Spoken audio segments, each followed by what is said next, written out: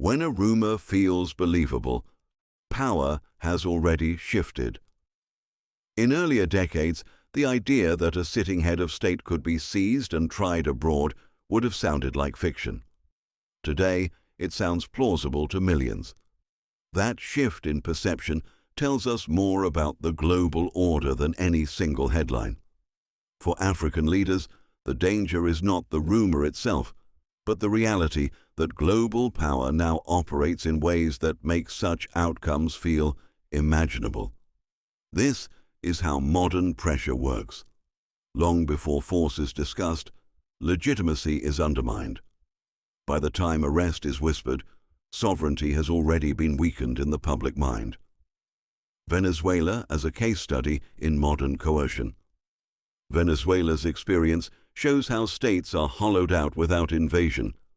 Years of sanctions, financial isolation, diplomatic exclusion, and legal accusations have placed the country in a permanent state of siege. The leadership remains, but the economy bleeds, institutions strain, and international sympathy erodes. This is not accidental, it is strategy. Once a country is framed as criminal or illegitimate, extraordinary measures begin to feel justified to external audiences, even if they violate traditional norms of sovereignty. Law as a weapon, not a shield. One of the defining features of today's geopolitics is the weaponization of law.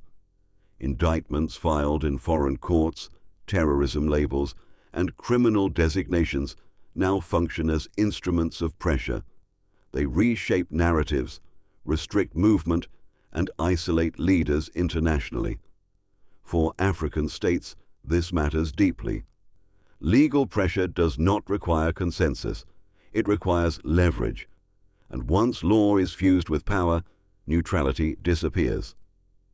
Why Africa cannot ignore this moment. Africa has lived through eras where external powers decided which leaders were legitimate and which were disposable. The tools have changed, but the logic has not. Today's version does not always involve coups. It involves sanctions, asset freezes, narrative dominance, and international legal framing.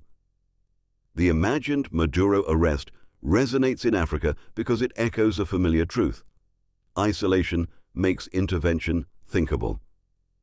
Multipolar does not mean safe.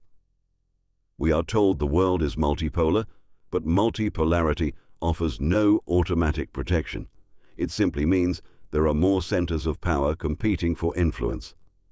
In such a system, countries that lack strong regional alliances and economic relevance become bargaining chips.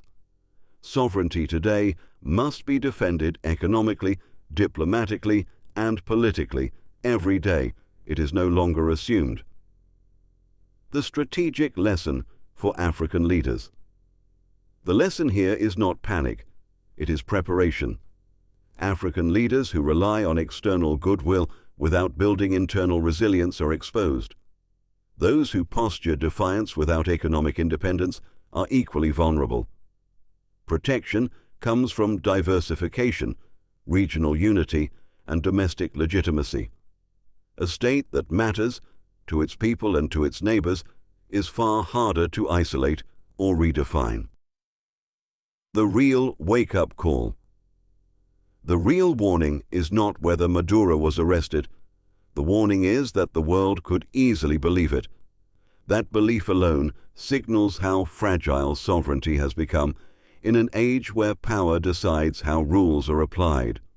For African leaders, the message is unmistakable. Build resilience before pressure arrives, or risk discovering that sovereignty without safeguards exists only on paper.